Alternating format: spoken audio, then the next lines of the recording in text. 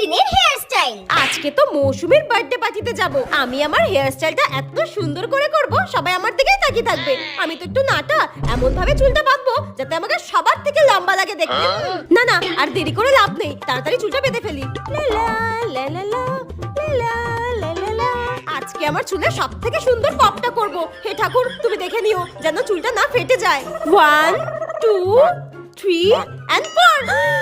Wow, কি সুন্দর! ও মাই god, ও মাই god, আমি তো ভাবতেই পারিনি এত সুন্দর পপ হবে আমার চুলে। মৌসুমীর বার্থডে পার্টিতে তো সবথেকে সুন্দর আমাকেই লাগবে। এখনকার দিনের হেয়ার স্টাইল।